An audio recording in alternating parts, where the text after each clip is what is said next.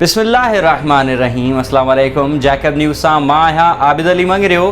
पेश आहिनि हिन वक्त जूं हेडलाइंस। MPA जैकबाबाद मोहम्मद असलम अबड़ो पारां वाटर सप्लाई स्कीम जो दौरो। एक्सीएन सेप्को आमिर शेख सां गॾिजी वाटर सप्लाई स्कीम जे ख़ासि फीडर ते बिजली चोरी जी शिकायतुनि ते लाइन जो बि दौरो। MPA जैकबाबाद मोहम्मद असलम अबड़ो जो चवणु हो त वाटर सप्लाई स्कीम हलाइण म्यूनिसिपल कमेटी जे वस जी ॻाल्हि न आहे। बिजली जी लाइन हेठां सिरनि जा बछा हुअण सबबि तारनि खे नुक़सान थिए थो। म्यूनिसिपल कमेटी खे सेप्को पारां 7 लख रुपयनि जो एस्टीमेट ॾिनो वियो आहे, पर उन ते कमु शुरू नाहे कयो वियो। शहरियुनि खे मुकमल पाणी सप्लाई ताईं ख़ामोश नथो वेही सघां। एक्सीएन जैकबाबाद आमिर शेख जो चवणु हो त वाटर सप्लाई फीडर ते पहिरियां चोरी थी रही हुई, पर असीं ऑपरेशन करे डायरेक्ट लाइनूं कटे छॾियूं आहिनि। हाणे फीडर ते चोरी नथी थिए ऐं फीडर 24 कलाक हली रहियो आहे। मीरपुर माथेलो में रेलवे मुलाज़िमनि पारां वफ़ाक़ी बजट ख़िलाफ़ अनोखो एहतजाज। मुलाज़िमनि पारां गॾह ते बजट 2020 लिखी गश्त करायो वियो। मुलाज़िमनि जो चवणु हो त वफ़ाक़ पारां जारी कयल बजट मुकम्मल अवाम दुश्मन ऐं मुलाज़िम दुश्मन आहे, जंहिंखे रद्द करियूं था। काज़ी अहमद में सिंध शागिर्द इत्तेहाद पारां ऑनलाइन क्लासिस ख़िलाफ़ ज़ामिन अली, एजाज़ जतोई, नसीम अख्तर चांडियो, आशिक जतोई ऐं ॿियनि जी अॻवानी में एहतजाजी मुज़ाहिरो कयो वियो। अॻवाननि जो चवणु हो त इन सहूलत मां 80 सैकड़ो शागिर्दनि खे लाभ हासिल नथो थिए,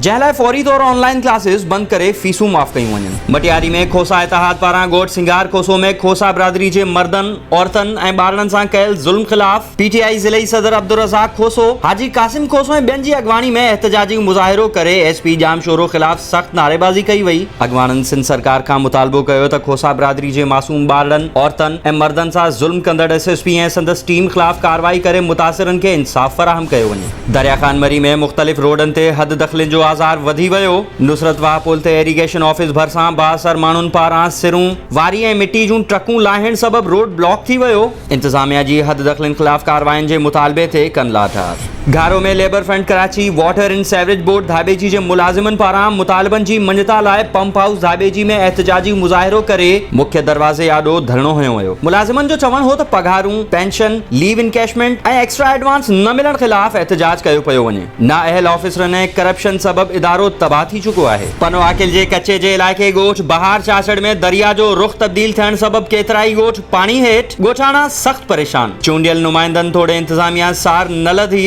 सिंध सोशल फोरम पारां मुतासिरनि जी फौरी मदद जो मुतालबो। काज़ी अहमद जे ॻोठ हाजी रहीम ओठो जे रहवासी अब्दुल करीम ओठो जो पंहिंजे भाउ मास्टर जान मोहम्मद ओठो ख़िलाफ़ औरतनि ऐं ॿारनि समेत काज़ी अहमद प्रेस क्लब आॾो एहतजाज। भाउ असांखे ॻोठ मां तड़े घर ते कब्ज़ो करणु चाहे थो ऐं असांजो जीअण जंजाल बणाए छॾियो अथसि। हुननि घुर कई त असांजी मिल्कियत ते कयल कब्ज़ो ख़तमु कराए इंसाफ़ फराहम कयो वञे। मटियारी में SOPs जी भंजकड़ी करण तां 16 दुकानदार गिरफ़्तार। Assistant commissioner Matiari Abdul Karim संग्रासी police नफ़री साण करे मटियारी शहर जे मुख़्तलिफ़ इलाइक़नि में क़ाइम मार्केटनि जा दौरा कया, जंहिं दौरान SOPs ते अमल न कंदड़नि ख़िलाफ़ कार्रवाई कंदे 16 दुकानदार ऐं हिकु निजी बैंक जे सिक्योरिटी गार्ड खे गिरफ़्तार करे वरितो।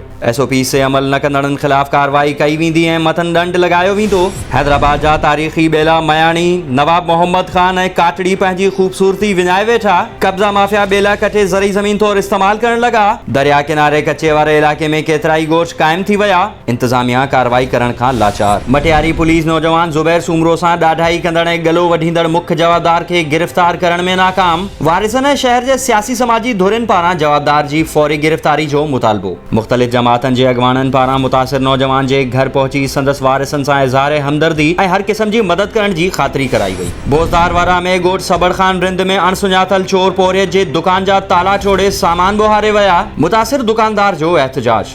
दुकानदार जो चवणु हो त मुंहिंजे गुज़र सफ़र जो ज़रियो ही दुकान हो, जितां चोर समूरो सामान ॿोहारे विया आहिनि। हुन SSP खे अपील कंदे चयो त चोरी वापसि कराए जवाबदार गिरफ़्तार कया वञनि। मटियारी में मरकज़ी विलायत अली पाकिस्तान उडेरो लाल जे अॻवाननि ज़वार बाबल खान, मुनव्वर अली, आशिक अली ऐं ओन अली पारां बीबी फातिमत ज़हरा जी शान में गुस्ताखी कंदड़ मौलाना अशरफ आसिफ जलाली ख़िलाफ़ एहतजाजी मुज़ाहिरो कयो वियो। अॻवाननि घुर कई त मौलाना आसिफ जलाली खे गिरफ़्तार करे संदसि मथां गुस्ताखी जो केस दाख़िल कयो वञे। ॿी सूरत में एहतजाज जो दायरो वसी कयो वेंदो। मटियारी ज़िले में कोरोना मरीज़नि जो अंग वधण सबबि 16 खां मथे इलाइक़नि में मुकमल तौर लॉकडाउन करण जो फ़ैसिलो कयो वियो आहे। इन ॾस में डेप्यूटी कमिश्नर मटियारी ग़ुलाम हैदर चांडियो पारां ज़िले जे टिनी तालुकनि हाला न्यू सईदाबाद ऐं मटियारी जे 16 इलाइक़नि Matiari union council Shah Alam Shah UC Sekhat गोठ Juma Shahuk Khyber town Uderolal station city area UC Faqir Nauthiani Hala शहर UC Hala 2 Hala old city area Saeedabad city ऐं पुराणे सईदाबाद में मुकम्मल लॉकडाउन करण जो लेटर जारी कयो वियो आहे।